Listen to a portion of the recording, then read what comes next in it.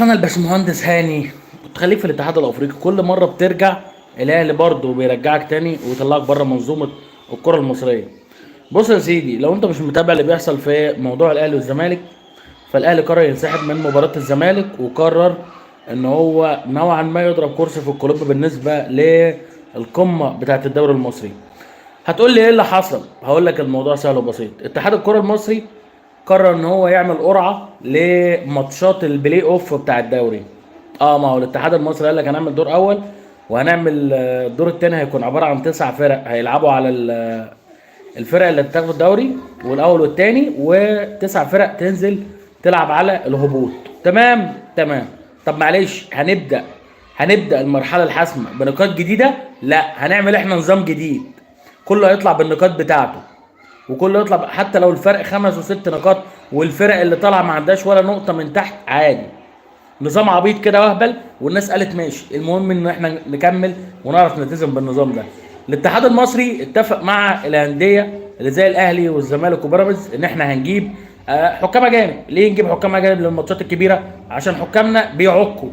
حكامنا في اكتر من 14 15 نادي عندهم مشكله مع الحكام، وشايفين ان الحكام مستواهم سيء. المشكله بقى ان الزمالك كان واحد من الانديه دول. اتحاد الكره المصري عشان هو عنده شخصيه كبيره، وعشان هو اتحاد كره عريق، كان عنده مشكله في ان هو يعلن عن اسماء حكام مباراه الاهلي والزمالك. فكالعاده الاتحاد الساعه 12 بالليل قرر ان هو يعلن عن حكام مباراه الاهلي والزمالك. لا، انا مش هرد على اي حد منكم في الليله دي. قرر ان هو يعلن عن حكام مباراه الاهلي والزمالك. الاتحاد اعلن الساعه 12. الاهلي بعد كده اعلن ان هيبقى في اجتماع علشان خاطر الاهلي يقعد وياخد قرارات، يشوف هيكمل ولا مش هيكمل، هيلعب ولا مش هيلعب. الاهلي لما شاف الموضوع كده قرر ان هو مش عايز العب، مش هلعب بحكام مصريين. انت اتفقت معايا ان انت هتجيب حكام اجانب، انا مش هلعب بحكام مصريين. القصه بالنسبه لي منتهيه، وانا مش هلعب بحكام مصريين. لو انت عايز تفرض عليا امر واقع، انا مش هلعب بحكام مصريين. طيب بالنسبه لرابطه الانديه، رابطه الانديه برضه عندها مشكله في الحته دي، ومش عايز نلعب بحكام مصريين. يعني الرابطه والاهلي مش عايزين يلعبوا حكام مصريين. مين اللي عايز يلعب بحكام مصريين؟ الزمالك واتحاد الكوره. تمام تمام. الاهلي النهارده قال لهم مش هلعب. طالما الموضوع كده مش هلعب، يعني طالما الموضوع كده مش هلعب. بص، انت بني ادم زباله عشان انت دخلت شتمتني في اللايف، ودلوقتي بروح خدتك داخل تقول لاخوك انا ماليش اخوات زيك وما احبش ان انا يكون لي اخوات زيك. لا، ما اشوف لك لعبه.